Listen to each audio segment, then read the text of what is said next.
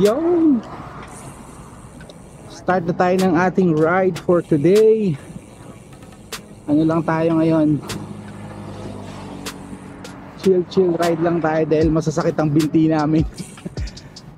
So, tingnan natin. So hopefully makaano tayo kahit na 30 kilometers sana. Time check, it's 6 o'clock, 5:58. Kasama pa rin natin si Madam. Ewan ko ba't mabagal siya. Ano lang tayo ngayon, hindi tayo pupuk-puk-puk, hindi tayo ano lang, as in leisure ride lang, pasyal ride lang tayo. This is Abu Dhabi Corniche. Ayan, ano lang tayo dito. Weather right now, it's not as, hindi siya kasing lamig ng mga nakaraang araw. Ngayon medyo may pagka-humid siya, malagkit. Hindi yung pamararamdaman yung yung lamig ba, yung morning breeze, wala siya. So malagkit siya. I think it's better kasi medyo papawisan ka ng matnat ng todo pag ganito. Although may nabasa ako, may napanood ako na the amount of sweat that you na ipinapawis mo, that doesn't mean yan yung naglulose ng weight or naglulose ng fat, yung pawis, which is hindi daw.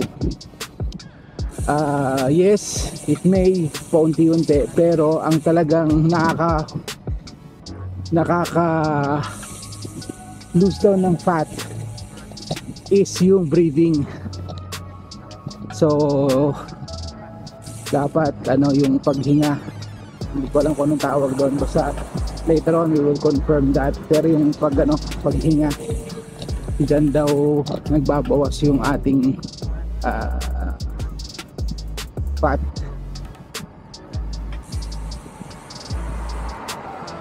So that doesn't mean na hihinga ka lang ng hihinga, maglulus ka rin ng fat. Hindi, yung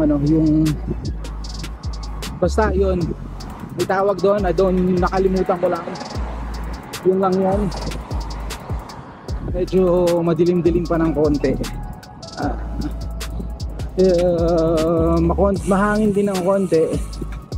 So siguro lalakas yung hangin yan once na lumabas na yung araw.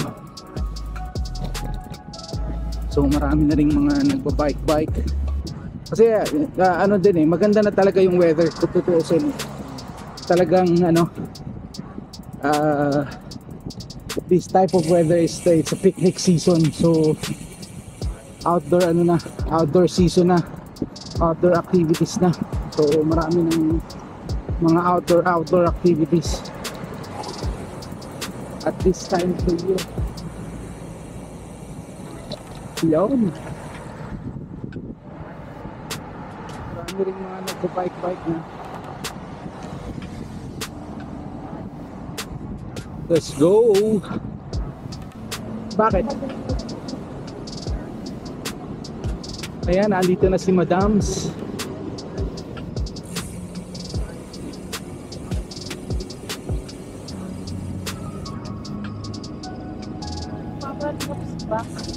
Bakit? Kasi naka-expose sa kalsada yung nakakot ako. Ang tayo mo naman kinatatakutan. Kaya dito, say hi.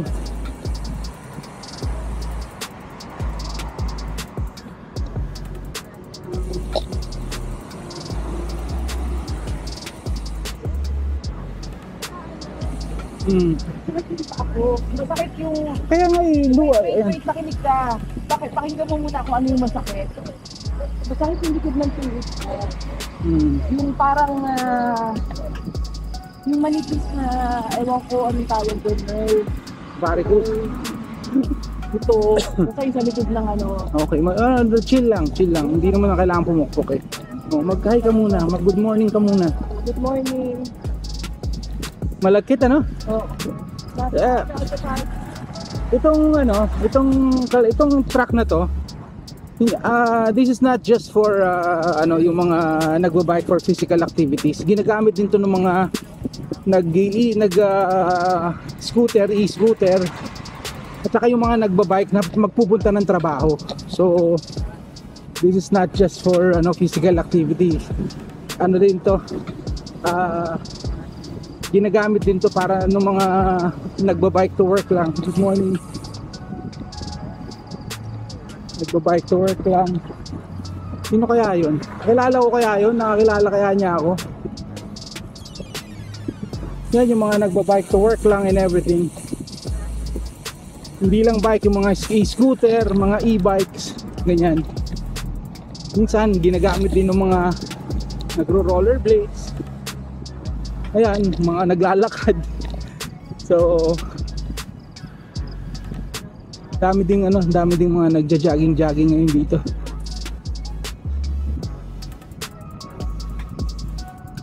Ayan, patawid na siya doon. Siyempre, hindi mawawala yung matitigas na ulo na bike lane ginagawang joggingan. Ayan, naging scooter. Yan ang dagat.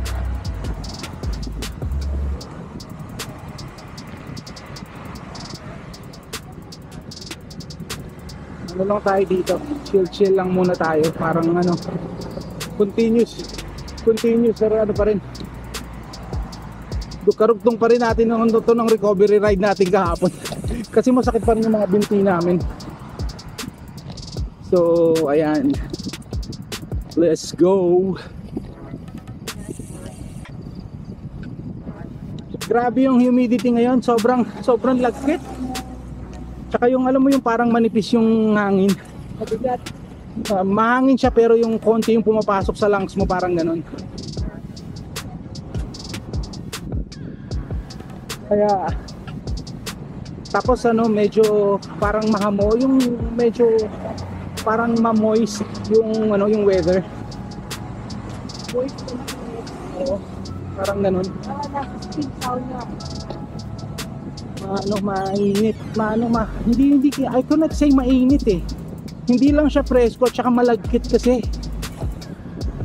Kaya yung pag ganito, yung mga fumes ng ng sasakyan, amoy na amoy mo pag gantong this type of weather, yung parang basta parang hindi ko alam kung naiintindihan niyo yung manipis yung hangin.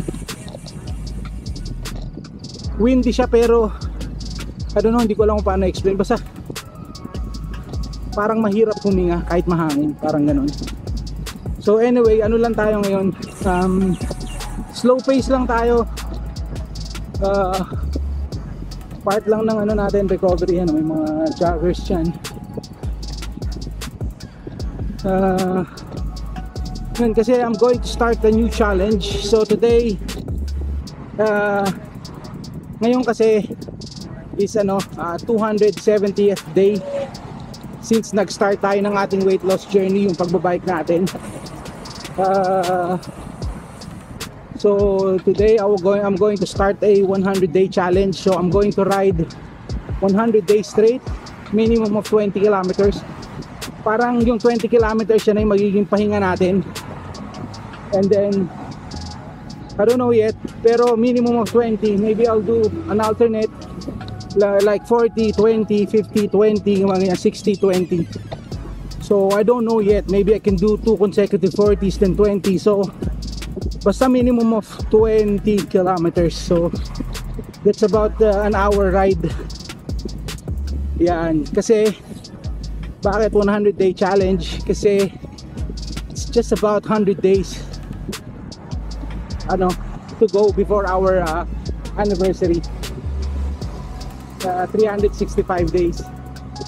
So 100 days more para mag-isang taon tayo. So para makikita natin kung ano yung body transformation natin, how yung gaano kadami yung na-lose ko in 100 days. Yan, so starting today is day 1 of our 100-day challenge. Madam, are you in? I cannot do it. Oh. May iniinta na nga ako, diba? Okay. Parang feeling ko tomorrow I'll pass. So tomorrow pass siya. Papaalam na ako. So hindi nyo pwedeng sabihin see you tomorrow later. Yan. Pero lang tayo, so, basta So as of now, slow pace lang. I'm not sure kung doable siyang 100 days, pero I'll try my best to do it. Kumbaga, I will commit to it kasi pag may challenge, syempre pag na-challenge tayo iba yung motivation natin, na namomotivate din tayo dahil sa mga challenge na yan So syempre if talagang kailangan magkaroon ng rest, then we will rest. So it means I will fail the challenge, but that doesn't mean I totally failed. So yan, let's go. Ayan, na-reach na natin tong dulo. So from dun sa parking namin hanggang dito is 7.4 kilometers. Kaya ang isang ikot about 30 kilometers. So just a little over 30 kilometers. So a little less. Kulang-kulang 30 kilometers at 15 kilometers ang isang ikot, I mean. Hanggang dun sa kung saan tayo nakapark. So if 30 kilometers, dalawang ikot lang tayo, pwede na.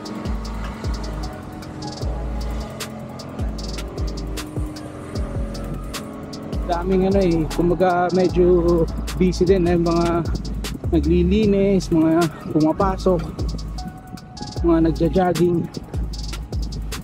So ayan, hindi pa labas yung araw. Paano kaya pag lumabas na yung araw, gano'n na kaya kainit? Kaya we need to finish the 30 kilometers before lumabas ang araw.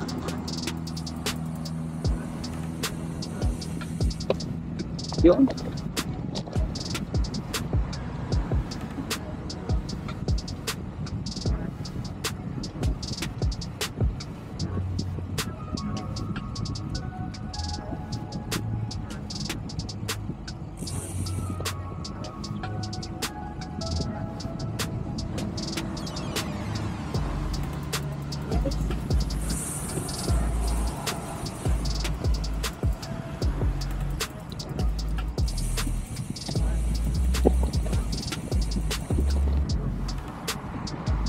Let's go! Ayan, matatapos na natin itong pang isang ikot. Ito na yung pinakadulo, itong Emirates Palace. So 15 kilometers ang isang balik. Pero hindi kami dito nakapark, banda ron pa kami nagpark. Pero mas maganda na rin, morning po, maganda na rin ni-reach ko itong dulo. Dito na lang tayo iikot sa dulo dito para talagang dulo-dulo tayo. Yan. Daming yan dito papasok ng trabaho nila. May marami rin kasing mga hotel dito. Yung iba mga chef, lifeguards, mga ganyan. Mga waiters. Ito, na-reach na natin ang dulo. Asan kaya si Madams?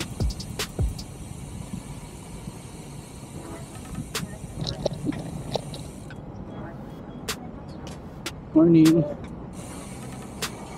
Ikot lang tayo dito.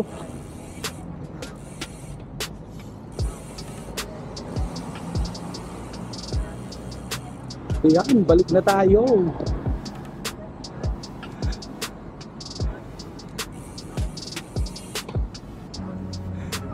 Bakit dyan ka tumigil? Bakit dyan ka tumigil? Nahirapan ka na? Ha? O di, stop ka na. Hindi na daw siya komportable si Madam. So baka 15 kilometers lang siya. So ako I'll do another run. Kaya antayin natin siya.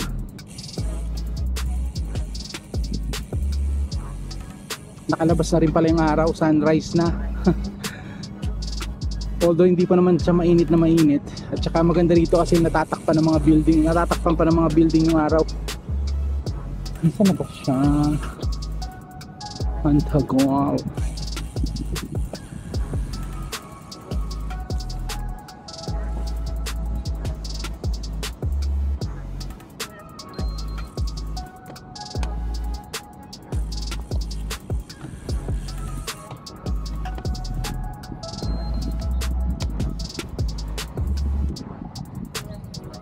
Tap ka na dito? Sige, ano lang ako, mag-iisang ikot pa ako.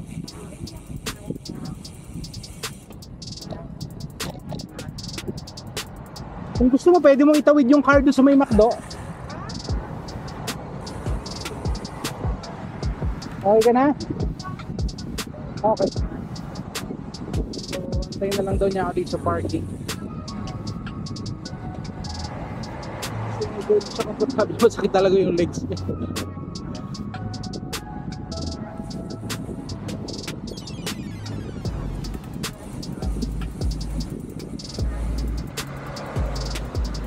Ano, paalam ka na?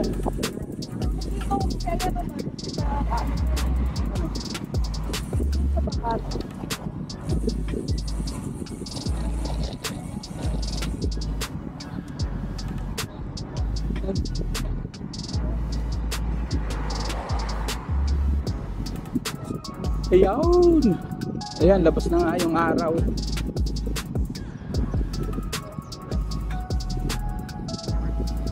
Kaya kahit pa paano ay masarap yung ganyang feeling na yung ano yung unang sikat ng araw ikaw kaagad ang sinikatan eh. O, dito na pala kami nakapark. So mag-iisang ikot para para sakto tayo sa 30 kilometers. Pag nabitin pwedeng isa pa. So we will see. Bye.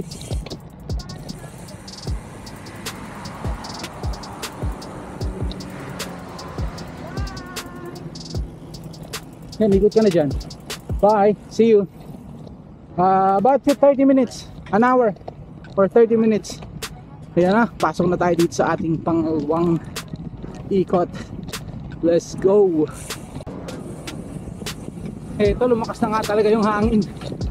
Although okay lang din naman, kumbaga normal siya na, actually hindi normal, it's a bit windy. Medyo malakas-lakas yung hangin. Kaya ito, yung papunta doon medyo salubong sa hangin. So kaya i-chill lang natin to. Pabalik tayo medyo pupukpok ng konti.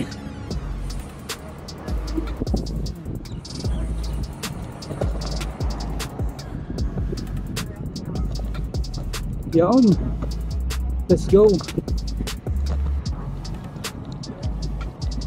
Ayun, naka 30 kilometers na tayo. So malapit na tayo sa dulo nitong truck na to. So may parking side natin. Now my dilemma is I feel like bitin pa ako, but I don't want to burn myself so much kasi because of the 100-day challenge. So I don't know, mag-isang ikot pa ba ako or bukas na lang ulit, 30 or 40 na lang tayo bukas. I don't know yet. But, oh my god, this is difficult. Anyway, yeah. Okay. Siguro, stop na muna tayo since may naghihintay sa atin. Naghihintay si madam. Naghihintay si madam sa atin. But anyway, naka 30 kilometers naman tayo. So, bukas, so definitely we need to do more than 30 tomorrow. Tomorrow malamang hindi magra-ride si madam. So makakarami tayo, wala tayong isipin na may naghihintay sa atin. So yun, eto na. Ano ba, malapit na ba ako sa parking? Malayo-layo pa pala. Kano rin tayo, 30 kilometers, 22.4 ang average speed natin. Hindi natin pinukpok kasi medyo it's yung legs ko pala hindi siya kasing ano, sakit nung kahapon. So now it's, kaya nga sabi ko medyo bitin ako kasi I was thinking na ang legs ko medyo sunog pa rin, pero hindi. Kumbaga if this pace, yung gantong pacing lang at saka yung puro straight lang, walang puro patag lang, it'll be easy. So hindi masyadong maapektuhan yung ating legs. So tomorrow, I don't know kung saan ako mag-ride, maybe Khalifa City or I will go to Hudarayat to do a 40 or 60 kilometer ride. So that's to be decided, malalaman bukas. So yun na lang. hanggang dito na lang tayo. So hanggang dito na lang ating video for today. So thank you Lord for the safe ride. Yan. So sa mga subscribers natin na nakaabot dito, maraming salamat po. Hindi na naman tayo naka-shoutout. Shoutout sa inyo lahat. Alam niyo na kung sino kayo. Sa mga new subscribers po, welcome. Ayan. So ito na ang parking natin. Yun. So if you find this entertaining, interesting, and helpful, please like, share, and subscribe. Let's go. See ya.